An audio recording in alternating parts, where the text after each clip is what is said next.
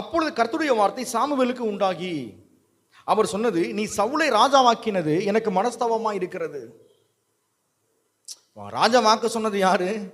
ஆண்டவர். சொல்லும் பொழுதே ஒரு விஷயத்தை சொல்லிட்டாரு, நீ டிசிஷன் எடுத்துக்கோ, எனக்கு அதில் உடன்பாடு இல்லை, நீ என்னைக்கு அதை மாத்துறையோ மாற்றிக்கலாம், ஏன்னா நீ தான் அதை தீர்மானிக்கணும், நீ தான் தீர்மானிக்கணும், அது எனக்கு மனஸ்தாபமாக இருக்குது. அவன் என்னை விட்டு திரும்பி என் வார்த்தைகளை நிறைவேறாமல் போனான் என்றார். அப்பொழுது சாமுவேல் மனம் நொந்து முழுவதும் கர்த்தரை நோக்கி கூப்பிட்டான். ஒரு லீடர் அப்படின்னா ஒரு ரெஸ்பான்சிபிலிட்டியான ஒரு மனுஷன் இப்படி தான் இருக்கணுங்க. சாமுவேல் வெரி இம்பார்ட்டண்டான ஒரு ஆள்.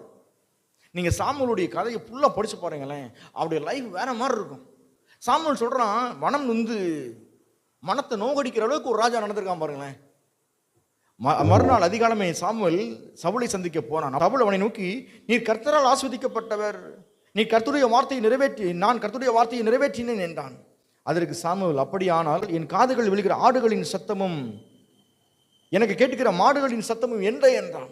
ஓ சாமுவேல், ஓ ப்ராப்பர்ட், நீங்கள் ஆஸ்வதிக்கப்பட்டவர்கள், நான் கர்த்தருடைய வார்த்தையை நிறைவேற்றிட்டேன். சாமுவேல் டென்ஷன் ஆகிட்டாரு. அப்படி என்னத்தை நீ பண்ணிட்ட? அப்போ இங்கே கேட்குற சத்தமெல்லாம் என்னது?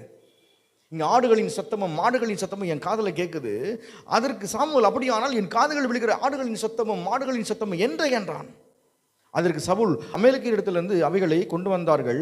ஜனங்கள் ஆடு மாடுகளில் நலமானவைகளை உம்முடைய தேவனாகிய கர்த்தருக்கு பலியிடும்படிக்கு தப்ப வைத்தார்கள், மற்றவைகளை முற்றிலும் அழித்து போட்டார்கள் என்றான். அப்பொழுது சாமுவேல், அந்த பேச்சை விடும், தயவு செய்து அந்த சாப்டரை விட்டுருங்க.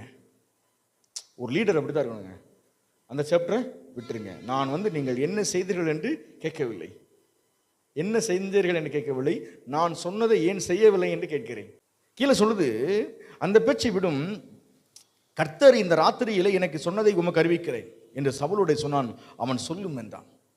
அந்த பேச்செல்லாம் விட்டுருங்க, இதோட நான் கர்த்தர் எனக்கு என்ன சொன்னாரோ அதை நான் சொல்ல வந்திருக்கேன். இப்போ இந்த சவுலை தேடி தேடி போய் கண்டுபிடிச்சு அபிஷேகம் பண்ண, இன்னைக்கு கர்த்தர் என்கிட்ட என்ன சொன்னாரோ அதை நான் சொல்ல வரேன். நீங்க பேசுறதை கேட்கறதுக்கு நான் வரல, இன்னைக்கு இந்த கர்த்தர் உங்கள்ட்ட ஒன்று சொல்ல வராரு.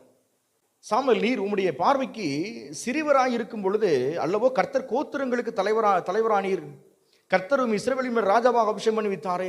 உங்களை சின்ன பையனா இருக்கும் பொழுது உங்களை தேவையில்லாமல் என்ன பண்ணிட்டேன், உங்களை நான் என்ன பண்ணேன், ரெக்கமெண்ட் பண்ணிட்டேன்.